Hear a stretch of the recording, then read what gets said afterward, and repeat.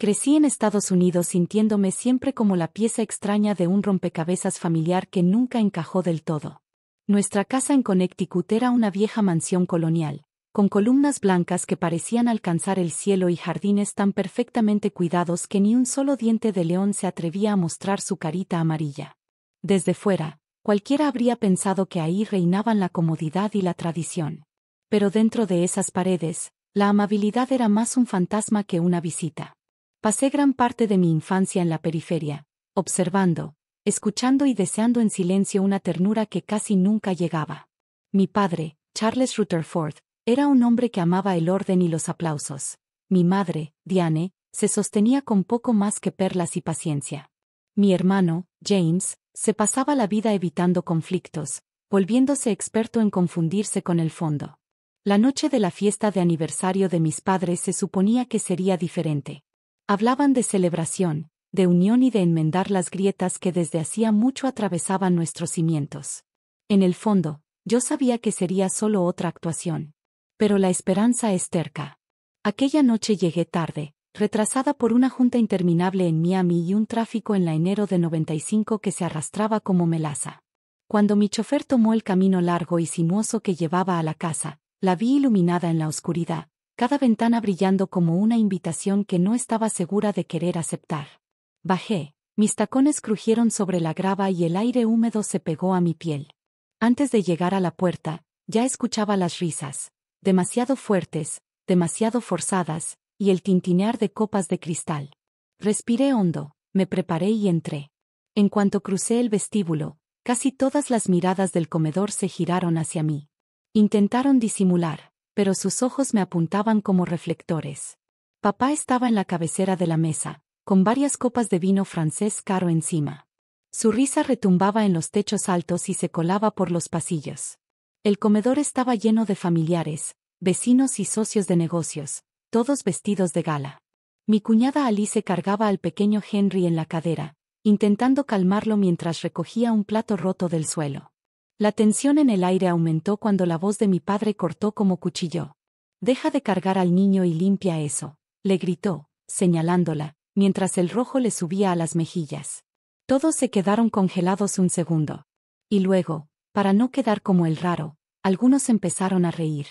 Unas risas fueron incómodas, otras nerviosas, pero todas sonaban mal. No tenía gracia. Nunca la tuvo. Sentí la mandíbula apretarse al verla luchar por equilibrar a Henry y limpiar el desastre. Mamá estaba en el otro extremo de la mesa, con la vista fija en su plato, como si fingir que no pasaba nada fuera a borrar el momento. James, siempre mediador, intentó distraer a papá con un comentario sobre el vino, pero él lo despachó con un gesto. Cuando di unos pasos hacia el comedor, la mirada de papá se clavó en mí. Frunció los ojos al notar que había llegado tarde y el cuarto entero se silenció. Las risas murieron. «Miren nada más quién decidió aparecerse», dijo con sarcasmo. Intenté mantener el rostro sereno, recordándome respirar. Busqué la mirada de mamá, pero no quiso encontrarse con la mía. Pasé junto al aparador y dejé mi bolso en una silla.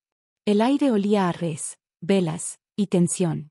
Papá carraspeó fuerte, queriendo asegurarse de que todos lo escucharan, como si fuera otra de sus presentaciones corporativas. «Hoy no hay excusas», dijo más alto. «¿Vas a ayudar o qué?», me señaló, como retándome a decir que no. Algunos invitados se removieron incómodos. Me pregunté cuántos de ellos tendrían historias como la mía, momentos en que tuvieron que elegir entre su dignidad y la paz familiar. Me tembló un poco la mano al dejar las llaves, pero mi voz salió firme. No iba a limpiar más sus desastres, ni literal ni figuradamente. El rostro de papá se puso carmesí, los ojos se le hicieron rendijas. «Entonces, lárgate», rugió, y su voz resonó por las escaleras y pasillos. La onda de su ira barrió la sala, borrando las últimas risas nerviosas. Eché una última mirada. Mamá mantenía la cabeza baja, las perlas en su cuello vibraban levemente. James me veía con una disculpa silenciosa en la mirada, un dolor que reflejaba el mío. Alice, aún agachada, abrazaba a Henry con lágrimas a punto de caer. Sin decir nada más, enderecé la espalda y caminé hacia la salida. Mis tacones sonaban sobre el mármol, cada paso una declaración. No azoté la puerta ni levanté la voz. No miré atrás. Los dejé con su fiesta, sus risas y su ignorancia. Al salir a la fresca noche de Connecticut, las estrellas sobre la vieja casa parecían indiferentes. El viento arrastraba a lo lejos el eco de la fiesta, un mundo del que ya no era parte, un mundo que nunca fue realmente mío. Lo que nadie ahí dentro sabía, ni papá con sus gritos, ni mamá con su mirada esquiva, era que su mundo estaba construido sobre algo que yo controlaba. Vivían de mi imperio, una fortuna de $147 millones, y todo podía desaparecer con solo chasquear los dedos. Esa noche, al subir al auto y pedirle al chofer que me llevara de vuelta a Miami, supe que todo había cambiado. Habían confundido mi silencio con debilidad por demasiado tiempo. Mañana aprenderían lo que significa perder la comodidad, la certeza, y tal vez, solo tal vez, entenderían que la extraña era la única que los mantenía unidos. A la mañana siguiente, Miami estaba pintada en suaves tonos dorados y rosados. Me paré descalza en el balcón de mi villa, mirando la bahía de Biscayne y dejando que el aire salado llenara mis pulmones. Desde ahí, el mundo se veía vasto y prometedor, un lugar donde por fin podía respirar. Las paredes de cristal detrás de mí atrapaban la luz temprana y la esparcían sobre pisos de mármol, esculturas y pinturas que había recogido en mis viajes por Europa, Venecia, París, Londres. Abajo, el suave zumbido de la cafetera de la ama de llaves era el único sonido. Por primera vez en años, me sentía plenamente despierta, plenamente yo. Con el teléfono en la mano, revisé mensajes, recordatorios del administrador de mis propiedades, felicitaciones de amigos, algunos correos de la firma de inversiones que levanté desde cero. Pero nada de eso importaba en ese momento. Había algo que debía poner en marcha, una línea que tenía que cruzar para cerrar de una vez por todas el capítulo de lo que Connecticut significaba para mí. Busqué el número de Steven en mis favoritos. Mi abogado siempre había sido eficiente y discreto, y después de lo de anoche, sabía que podía confiar en que no cuestionaría mi decisión. Contestó al segundo timbrazo, su acento británico aún nítido a pesar de sus años en Florida. «Buenos días, Isabelle», dijo, con un tono entre curioso y preparado. «¿Todo bien?» Observé una gaviota zambullirse en la bahía brillante y respondí. «Es hora, Steven. Vende todo. La casa en Connecticut, la granja en Vermont, los departamentos en Chicago. Ponlo todo en el mercado. Sin excepciones». Hubo una pausa breve, lo suficiente para imaginar sus cejas arqueándose. «Entendido», dijo, con su tono siempre profesional. «Empezaré de inmediato. ¿Quiere que informe a la familia?» Un frío se coló en mi voz. «No. Ellos se enterarán pronto. Asegúrate de que el papeleo esté perfecto.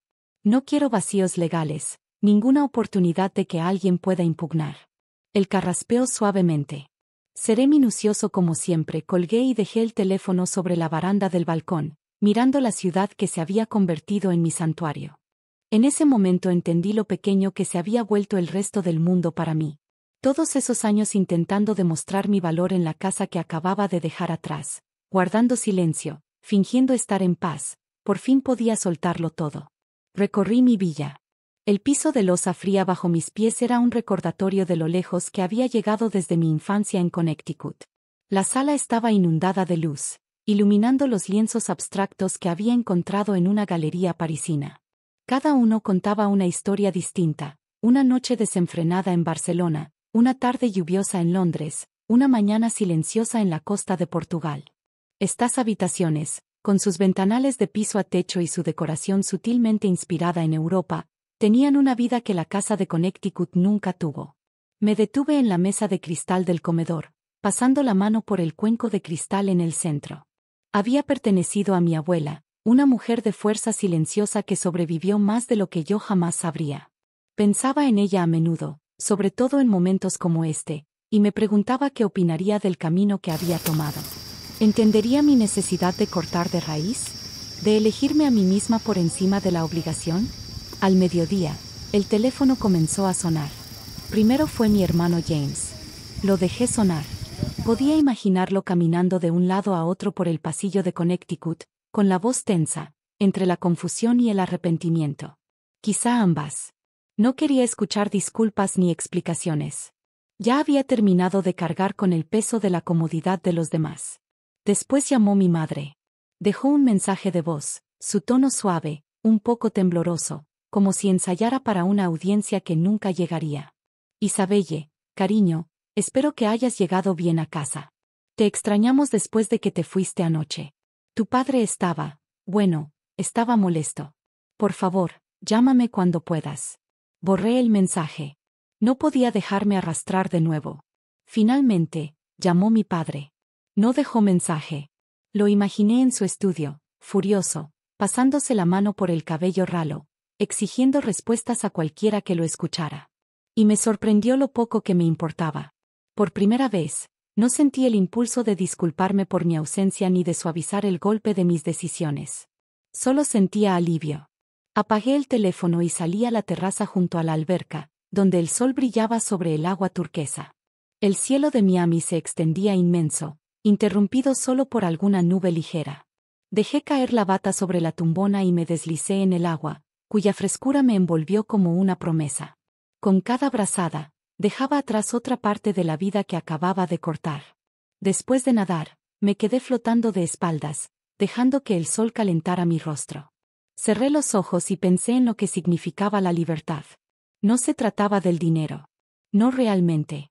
Mi imperio siempre había sido una herramienta, una forma de construir la independencia que anhelaba. Libertad significaba poder elegir quién se quedaba en mi vida, dónde pasaba mis días y qué tipo de futuro quería crear. Significaba apoyar las artes, financiar becas para chicas con sueños tan grandes como los míos alguna vez lo fueron, y comprar tiempo para mí misma en forma de mañanas tranquilas y largas tardes de lujo. Mientras avanzaba el día, caminé por mis jardines, escuchando el sonido de las palmas agitándose con la brisa. Pensé en todos esos años atrapada en expectativas antiguas, en las veces que me dijeron que fuera más callada, más amable, menos ambiciosa. Todas esas voces pertenecían a una vida que ya había dejado atrás.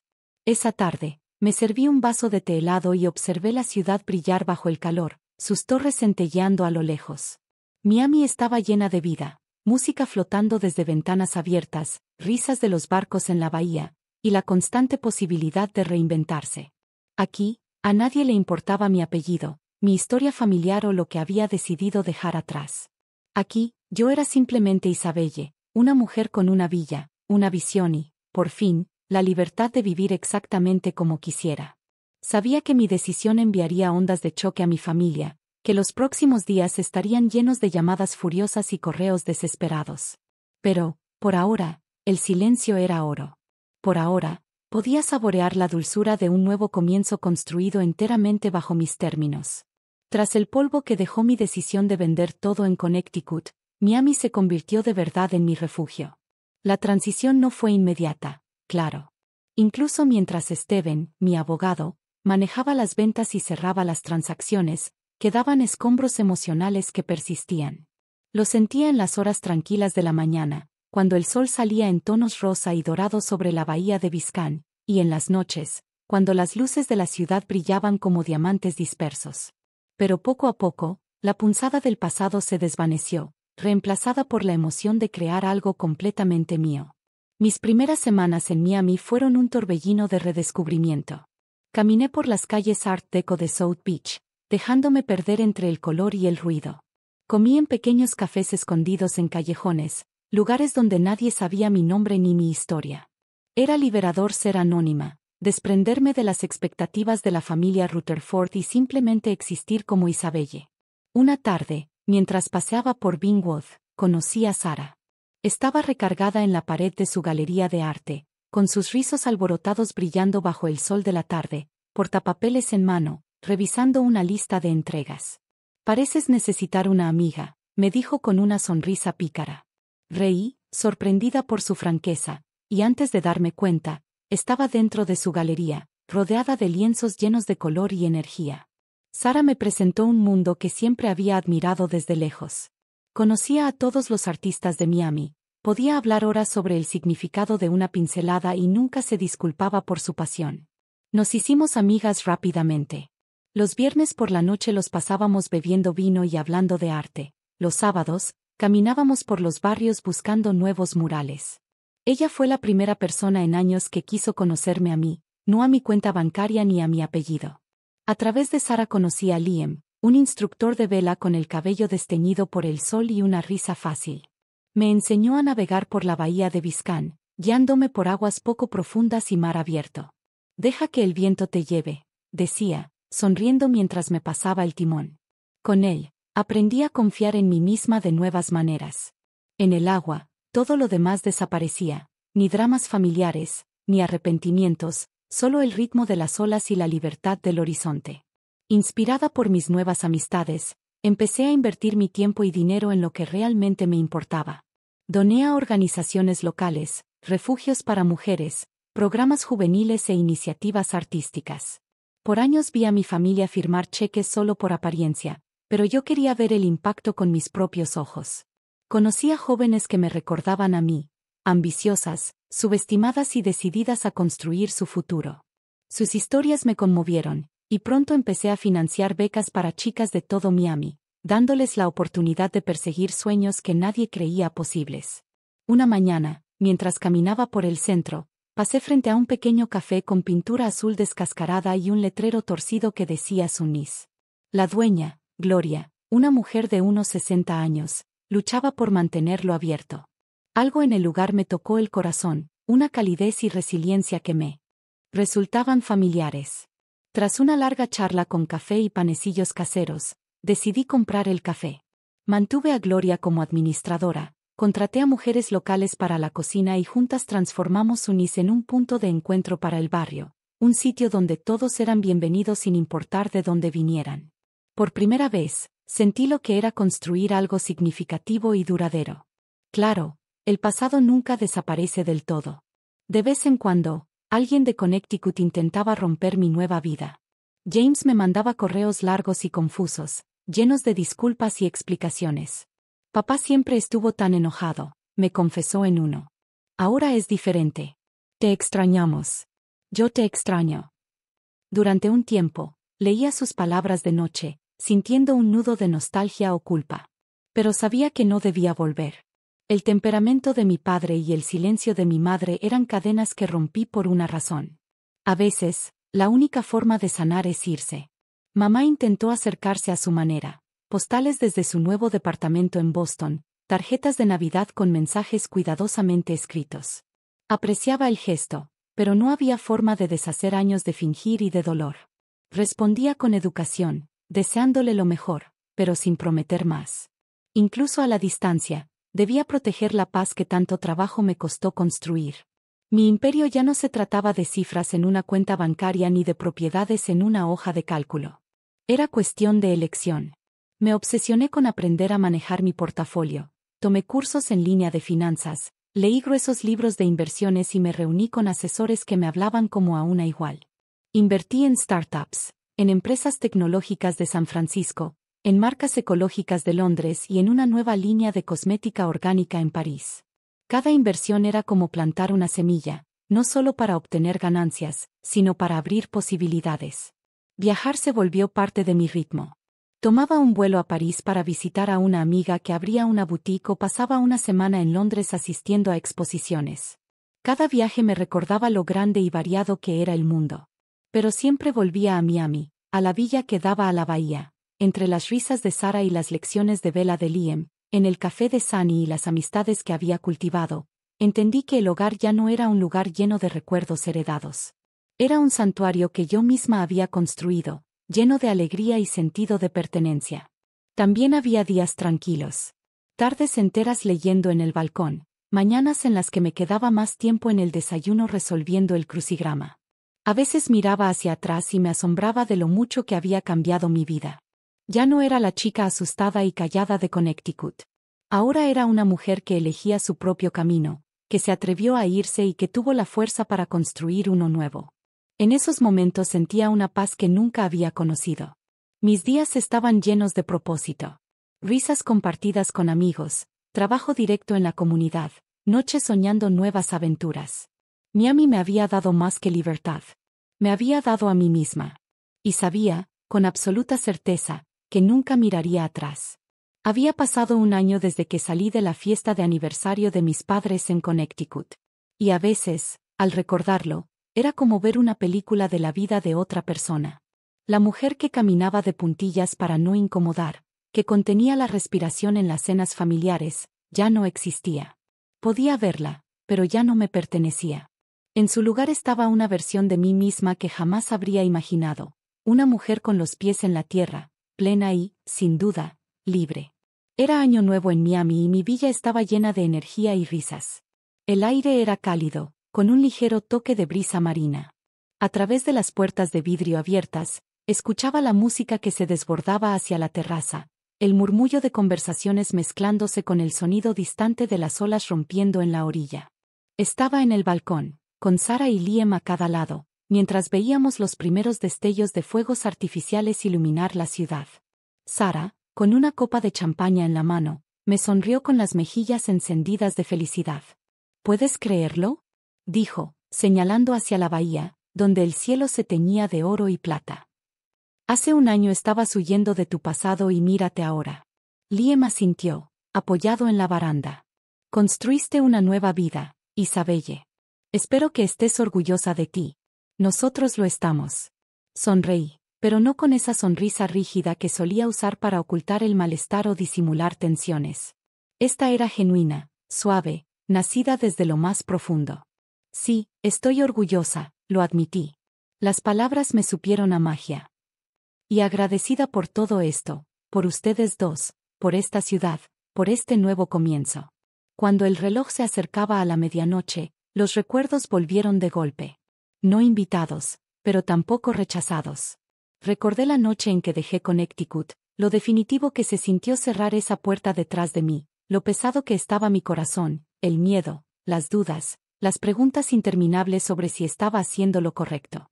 Y luego, poco a poco, la sensación de alivio creció a medida que aumentaba la distancia entre mi vida vieja y la nueva. Los meses siguientes fueron una mezcla de caos y calma.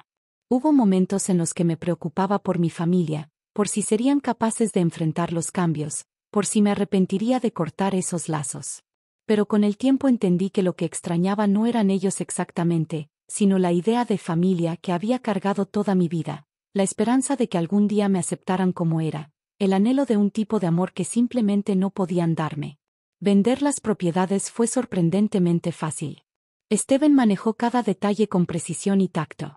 La casa de Connecticut se vendió primero, luego la granja en Vermont, después los departamentos en Chicago. Cada transacción se sentía como cerrar un capítulo, como si poco a poco estuviera empacando y enviando mi pasado lejos. Al principio, mi familia estaba furiosa. Mi papá dejó mensajes de voz llenos de enojo exigiendo explicaciones. Mi mamá escribió cartas que pasaron de lo desesperado a lo resignado. James, por más que intentó mantenerse neutral, finalmente aceptó que yo estaba decidida a vivir bajo mis propios términos. Se mudaron, cada uno a casas más pequeñas. Por primera vez, tuvieron que enfrentar sus propias limitaciones, su propia vida. Seguimos en contacto de manera esporádica, llamadas ocasionales, mensajes cordiales en cumpleaños y fiestas, pero la intimidad se había ido. Era como si una niebla se hubiera disipado, revelando un paisaje crudo pero honesto. No lloré por lo perdido, celebré lo que había encontrado. En Miami, mis días estaban llenos de significado. Invertí mi energía en el café de Sunny, trabajando con Gloria para ampliar el menú, apoyar a artistas locales y crear un espacio comunitario donde todos se sintieran bienvenidos. Las becas que financié empezaron a dar frutos. Recibía cartas de jóvenes que triunfaban en la universidad, que emprendían sus negocios, que encontraban su voz. La galería de Sara también prosperó, y yo estuve presente en cada inauguración, orgullosa de apoyar su sueño. Liam y yo pasamos incontables tardes en la bahía, navegando bajo un cielo infinito. En el agua me sentía más viva que nunca, libre, atrevida, llena de posibilidades. Él me enseñó a leer el viento, a confiar en mis instintos, a soltar lo que no podía controlar. Nos hicimos muy cercanos y, con el tiempo, nuestra amistad se transformó en algo más, un amor suave y constante, basado en el respeto y la risa. Por primera vez, no sentí la necesidad de demostrarle nada a nadie. Yo era suficiente. A veces la gente me preguntaba sobre mi historia, cómo construí mi imperio, por qué dejé a mi familia, que se sentía empezar de cero. Al principio dudaba, sin saber cuánto revelar.